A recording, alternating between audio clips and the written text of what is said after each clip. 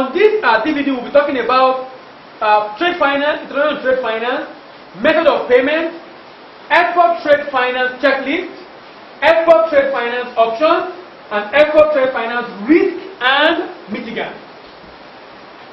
We need to trade among nations to grow our world economy.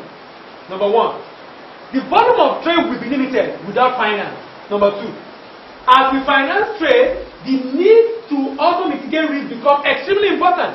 So we need to grow the world economy, we need to trade. As we trade, we need to finance the trade. As we finance the trade, we need to be mindful of the risk of financing trade. Introduction to trade finance. International trade continues to grow every year as nations expand. The global sales and new nations join on a daily basis. Today, over 575 nations are active in trade, resulting in about $9 trillion trade per year.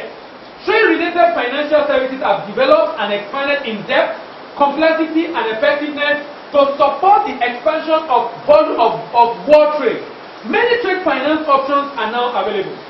Trade finance is a specific topic within the financial service industry. It's not different, for example, from commercial lending and mortgage lending and insurance. A product is sold and shipped overseas.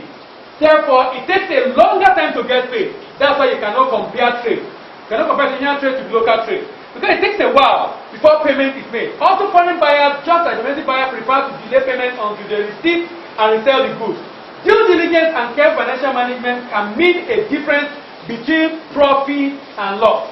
Various trade terms are available to balance the trade transaction risk for both the importer and the exporter. The buyer also will like to negotiate terms of purchase to ensure that they receive goods in the right quantity, right quality, and at the right time, and also on time.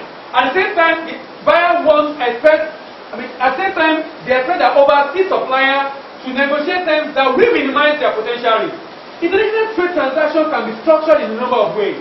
The structure used in specific transactions reflects how well the participants know each other, the country involved, and the competition in the market.